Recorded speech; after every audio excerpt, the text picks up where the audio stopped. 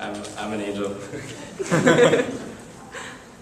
Let's see. Now, I'm an angel, and I happen to be around where Jesus was born at the time.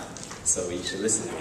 And keep in mind, the depiction of angels nowadays is like they carry harps and stuff. I don't even know what a harp is. Sword and shield. We're strong and we can fight, right? And this sword, it looks like it's wooden, but I promise you, if you touch it, you'll explode. So you might want to see. And this shield can block out the fieriest arrows ever created. Now, Christmas nowadays it's full of really cozy thoughts, right? It's like sleeping Jesus, baby Jesus, wide-eyed shepherds, and there's a soft-faced Mary and angels swooping around playing a harp. And the nativity scene is really warm, and the emotion is very joyful, and the feeling is peaceful. And that's what's pictured in the Gospels of Matthew and Luke. But in John's book of Revelation, there's another perspective. From his perspective, the birth of Jesus has a lot more excitement, and it's not all pure like happy. There's a war happening, right? So if you pull back the skies that are happening during that birth, there's a bloody war in the heavens. And John, what he sees in Revelation, he sees a woman, and this woman's laying back, pregnant. Not just pregnant, she's giving birth right now. And along with this woman, there is a dragon. And this dragon, it says there's 7 heads and 10 horns. I'm not sure if the 10 horns are each, there's 10 horns per head, or if it's like distributed amongst the 7 horns. But anyway, there's a dragon, and he's ready to attack. And the dragon lunges at this newborn child, but he's too late. Because the child and the mother are granted safety. And there is a war in heaven. It says, and Michael and his angels fought against the dragon, and the dragon and his angels fought back. A war in heaven. Now, let's see. The devil he's prowling around like a lion, and he's looking for someone to devour. It says that in 1 Peter 5:8, and in 1 John 4:4, the believer does not need to live in horror, because greater is he who is in you than is he who is in the world. We must put on the armor of God to fight against the devil's evil tricks. That's in Ephesians 6:11. Wow, you're really fast. And remember, and it's in 2 Corinthians 11:13. That verse, remember that Satan, he disguises himself as an angel of light. But our weapons against the devil are the same ones that are used against Gabriel, and the angelic army. There's prayer, there's praise, there's truth, and there's trust. So we don't have to rely on our own strength, but upon God's. So stand strong and put on your belt of truth and tie it around your waist. Put on your protection. On your feet, you should wear the good news of peace to help you stay strong, and use the shield of faith that can stop all burning arrows of the evil one. Accept God's salvation as your white headband, and take the sword of the Spirit, which is the Word of God, and pray in the Spirit at all times. This is a big shield too. You don't even see me there. Now in Revelation, we see that there's this dragon, and this dragon stands before a woman who's ready to give birth, to devour her child as soon as it's born. And again, keep in mind that women, they can represent the church, or Israel at the time. And that child is Jesus Christ. But the point is, throughout the Old Testament, Satan has really tried his hardest. He's constantly trying to persecute Israel. Satan, at the beginning, he deceived Adam and Eve, and then he inspired Cain to slay Abel. He also incited Pharaoh to kill all the Hebrews, all the Hebrew male infants when Moses was born, in an attempt to snuff out the nation of Israel. But time and time again, Satan tried and tried and tried, but he never succeeded. So we know from the Christmas story that Well, we know from the Christmas story that the king of the Jews at the time was Herod, right?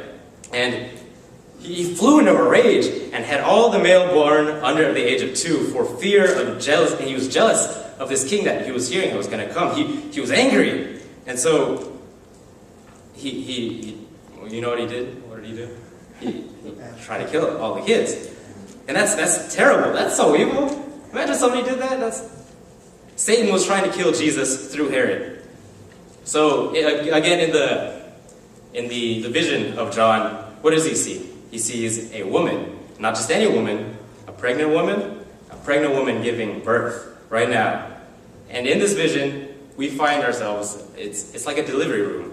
And we see a woman who's ready to give birth. And for all you mothers out there, I'm sure you know what the experience is like. It's first there's the contractions, and then the contractions are getting closer and closer.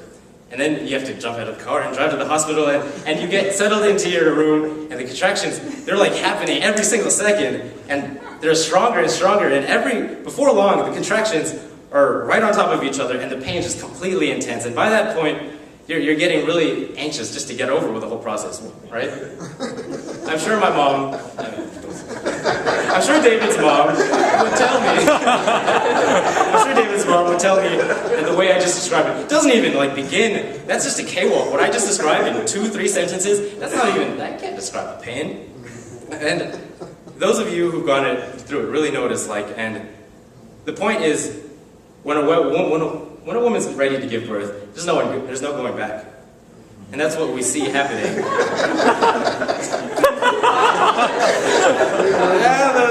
Ignore that image. That's what we see happening. There's no going back. In Revelation, when this child is ready to be born, there's no stopping. If this was a delivery room in Earth, the doctor right now, he'd be coming in, but in this story, it's not a doctor. Instead, what comes in is a big dragon, 7 heads, 10 horns per or distributed, and he's just waiting, and he's standing there, and when he sees the woman ready to give birth, and rather than helping her with the delivery process, the scripture tells us that the dragon only has one purpose only, and that is to devour the child as soon as it's born. But there's something standing in the way. No sooner than the child is out of the mother's womb, the dragon's there, but it doesn't happen. There's angels to protect the baby, and there's the power of the Lord. There's no way that the dragon can do it if you have the God on your side. So, as an angel, I get to experience some things. It's really cool. One time, the devil and God, they were having this conversation. I was just eavesdropping, right? So, the devil's over here, and he's all like sniveling, and God's like, right? Okay, so God brings over a book and says to Lucifer, "Come, deceiver, read this book, and read the name of the one who will call your bluff. Read the name of the one who will storm your gates." So Satan rose slowly off of his haunches, and kind of like a wary wolf, he walked a wide circle towards the book. And he stood before the book and read the volume and read the word, "Emmanuel?" He muttered to himself. And then he was speaking in a tone of disbelief. "God with us? No, you wouldn't do that. Not even you would go so far to do that. You've never believed me, Satan." But Emmanuel, the plan is bizarre. You don't even know what it's like on Earth. You don't know how dark it is. You don't know how dark I've made it. It's putrid. It's evil. It's mine, said the king. "And I will reclaim what is mine. I will become flesh. I will feel what my creatures feel, and I will see what they see. But what about sin? I will bring mercy. And what about their death? I will give them life. But what about me? I will strike down upon thee with great vengeance and furious anger those who attempt and poison to destroy my children. And you will know my name is the Lord when I lay my vengeance upon thee." Sorry, I have been watching movies. they had a movie night up in heaven. He didn't actually shoot the devil, but he basically did, right? And then Satan's standing there speechless. And God spoke, I love my children. Love does not take away the beloved's freedom, but love takes away fear. And Emmanuel will leave behind a tribe of fearless children, and they will not fear you in hell, or your hell. They won't fear anything. And Satan, he stepped back at that, and he kind of sounded like a kid. He's like, no, they won't. They will fear me. I will take away all sin. I will take away death.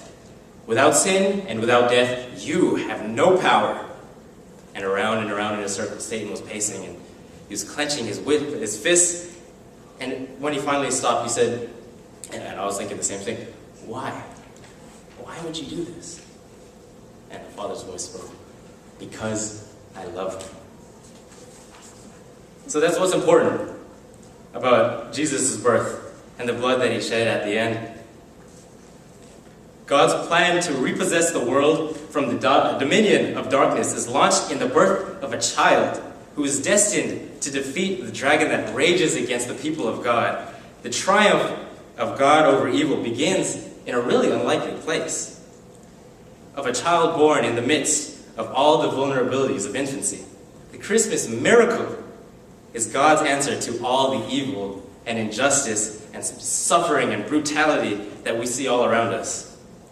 So imagine, if angels like me, if God's angels are willing to fight if he wants us to fight a fight that will save you guys, not me because I'm an angel, he must really think that